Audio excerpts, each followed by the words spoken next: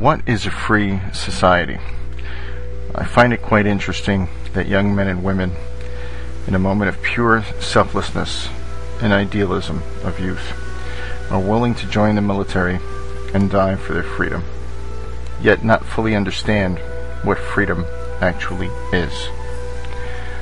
I find it also interesting that people think terrorists do what they do because they hate this so-called freedom. What freedom are they referring to? Are we truly free? Can we indeed choose the path we desire, good or bad, without acquiring approval or authorization for our pursuit? Or do we, like children, need permission from those granted authority by people other than ourselves? What is freedom? Freedom in America has always been more of an ideal than reality. All men are created equal, when in fact we are not. Some people have higher aptitudes than others. Some people are more determined to reach their goals than others. Some have physical or psychological limitations. Some may have been born into situations that either benefit or complicate their abilities. So we are not equal. We are all individuals with different wants, needs, passions, aspirations, points of views, and lessons to be learned. Life is about choices and the consequences of those choices. Much personal learning happens as a result of consequence discovery. Early on, these lessons are invaluable to our continued survival. As children, we run carelessly until we hurt ourselves, and we learn to be more careful. A child that touches a hot stove learns very quickly to be conscious of that stove's location in the future. While we learn from both good and bad consequences, we learn our most profound lessons from the negative consequences in our lives. In fact, it is those negative consequences that make us who we are, molding us as individuals like a sword hardened in the fires of life, making us stronger. Those that do not learn from their experiences are doomed to repeat them until they do, or they are removed by evolutionary pressures. So the question remains, what is freedom? It is the ability to make your own choice, good or bad.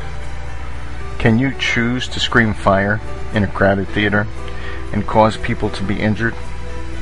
Yes, you can. You can choose that. However, you will be held accountable by theater management and the injured for your actions. Freedom does not mean freedom from consequences, but freedom to choose.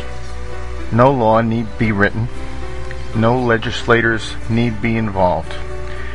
The injured may have injuries that may need medical attention, and you will be held responsible for paying restitution to those you wronged. Freedom has its advantages and disadvantages. What about drug use?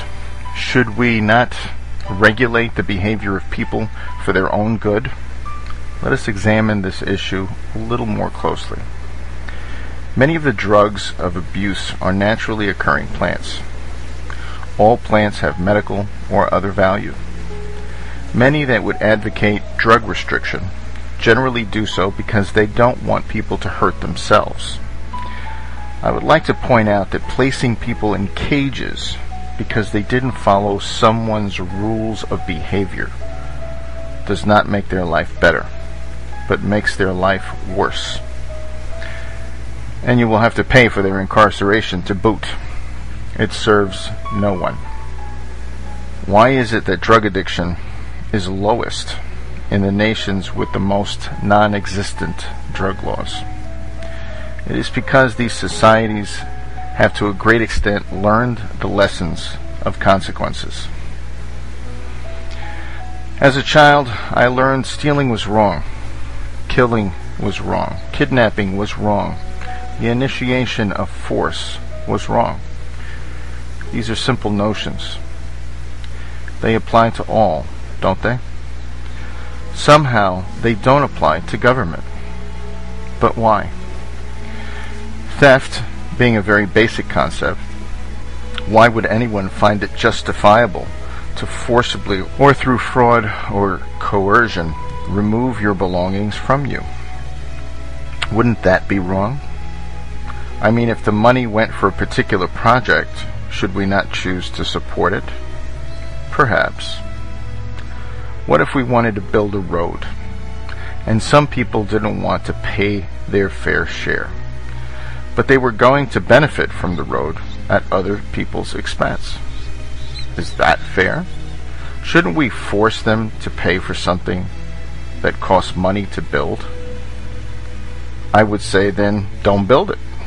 Remember, if we want to build a road, is forcing someone else out of their money who does not care if it's built fair?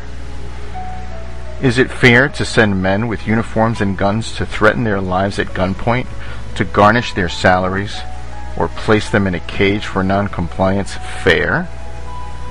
If it was such a good idea, it would not need that coercion. Taxes are theft. What about war? There's always going to be an enemy. We need taxes, right, to pay for the military. And what about police protection? A far better arrangement would be a volunteer armed peace patrol in every armed community. There are many communities across America that have volunteer fire departments and ambulance services. In an armed society, people are more able to defend themselves and quickly become proficient in the use of tools in daily life. Some would say if everyone had guns, people would shoot each other, crime would go up, murder would rise, and lawlessness would prevail. Nothing could be farther from the truth. I have lived in armed communities. Crime was non-existent. People were much more patient and respectful with each other. In terms of defending our nation from enemies, a society made of individuals capable of defending itself from aggression can never be conquered. Look at our current situation. Despite the majority of people being against these military entanglements around the world and the questionable nature of their threats, millions of humans across the globe are being murdered yearly under the lie of protecting freedom. So how free are we really? Do we choose our leaders, or are our choices selected for us to pick from? If we are in need of work, why can't we just do something that is considered valuable to another without acquiring permission or paying the state for the privilege of doing it? Why can't someone become an apprentice to a doctor in exchange for an education and then heal the sick? Well, we can't have unapproved people practicing medicine, for God's sakes, without a license. People have done that for thousands of years, and fantastic discoveries have been made by the unlicensed. But people will die. Yes, people will die as they do now. People will die despite being licensed. Well, what about lawsuits? Was this person trying to help? Did the patient come to them willingly? Did the healer do what he thought was right and within his or her power? If yes, then I see no problem. Today we have so much technology that can help in this regard. Look at eBay, for instance. As free of a market as we have seen. People voluntarily do business with each other, and risk discovery is achieved through reputation. There are community rules and penalties. People can choose who to do business with and pay what they want to pay. Of course, eBay is not entirely free because some items are not allowed to be sold because of government regulation. But it's the closest example of a free market and it's extremely successful. So how free are we really? Some would say we can't have total freedom because the needs of the many outweigh the needs of the few or individual. If we look at nature, if we look at ecosystems in amazing balance, there is no centralized coordination that ensures every creature does his part. However, that ecosystem is in perfect harmony. No overpopulation. Life and death are always present. All the elements act freely and for their own pursuit.